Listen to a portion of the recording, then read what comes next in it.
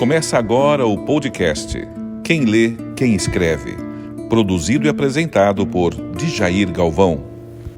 Acho que a sensação que todos nós temos é que o mundo está em guerra, que nós estamos em guerra.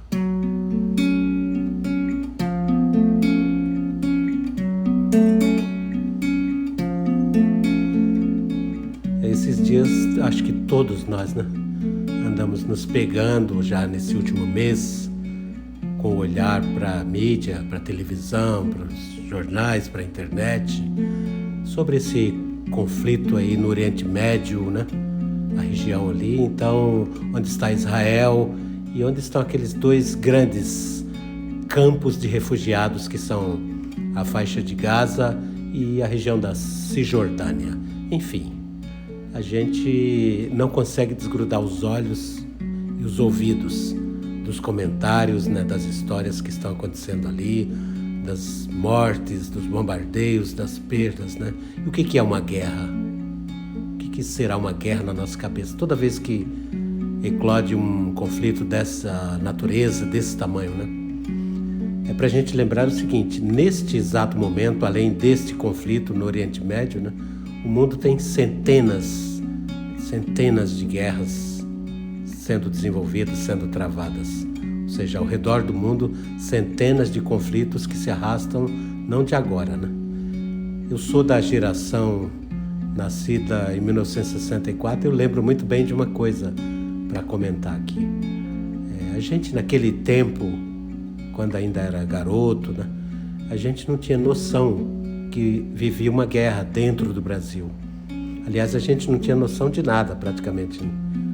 Eu lembro muito bem que a gente vivia dentro de uma ditadura, numa ditadura, e a gente não sabia primeiro nem o que era ditadura, nem que era uma ditadura, nem que as pessoas morriam, que havia tortura, que havia um monte de coisas, Porque havia exatamente o mesmo princípio que se aplica a esta guerra, a este conflito no Oriente Médio e aos conflitos de um modo geral, Já se disse há muito tempo, tem uma máxima, que se fala assim que numa guerra a primeira vítima é a verdade. E a verdade é que é isso que está acontecendo agora, é isso que sempre aconteceu, Porque a gente não sabia lá na ditadura o que era ditadura, nem que vivia a ditadura, nada, não sabia absolutamente nada. Lá na frente, depois a gente foi estudar, foi crescendo e foi tomando pé, Foi tendo noção do que era aquilo lá que se desenrolava, das nossas vidas, das nossas histórias, Enfim. E esse conflito, ele não é um conflito de agora.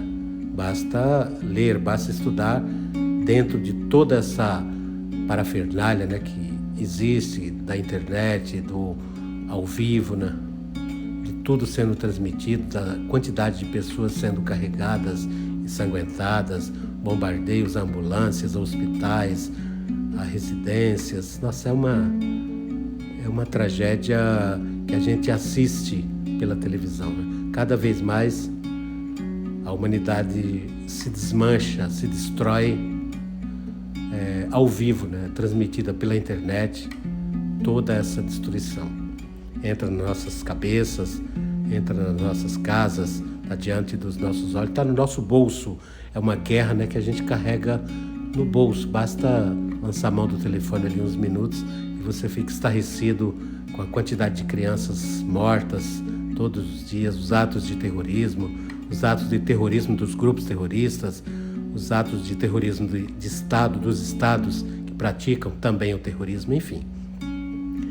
É muita coisa. E é bom lembrar o seguinte: não existe guerra gratuita, Ela não acontece, guerra nenhuma acontece do nada, por nada, além dos contenciosos históricos, territoriais, Existem coisas que a gente nem sonhava que existiam quando a gente era criança, era moleque, Essa história da geopolítica, da diplomacia, a gente não sabia nada disso, Que são os grandes interesses dos estados, que estão em guerra, que estão disputando território, que estão disputando petróleo, que estão disputando venda de armas, estão disputando seus interesses geopolíticos, né, econômicos, territoriais, armamentistas. Então, é um conjunto de muitos interesses e o que sobra para a população civil é a perda. Você pode reparar, enquanto as pessoas estão morrendo, grupos em várias partes do mundo que estão envolvidos direta ou indiretamente neste e em tantos conflitos, eles estão fazendo contas. E as contas são muito simples e muito diretas. Quem vai reconstruir tudo aquilo que está sendo devassado, destruído? Quem vai enterrar essas pessoas, né? Quantos mortos valem cada palmo de terra, né? Então, é a gente pensar nisso e a gente sabe que isso faz parte do processo de desumanização. A guerra é um processo de desumanização. É uma demonstração de que nós falhamos, de que a humanidade está numa encruzilhada, porque as grandes potências, né, que emergiram lá, né, da Primeira Guerra, depois da Primeira Guerra Mundial, depois da Segunda Guerra Mundial, elas vivem um outro processo de guerra entre si. E então, existem inclusive as guerras por procuração que rolam mundo afora, né? E é muito complexo para você apenas opinar, dizer que torce por esse, por aquele. Aliás, guerra não é uma briga de torcidas, não são dois times jogando, né? São pessoas sendo mortas, são crianças perdendo o futuro, são pessoas perdendo o futuro, são pessoas, são famílias perdendo suas casas, são médicos, são jornalistas assassinados, são hospitais destruídos, são ambulâncias, são pessoas que foram tiradas de suas casas, é o terrorismo nas portas, é o sangue sendo derramado. É isso que é. Em nome de território, petróleo, armas, né?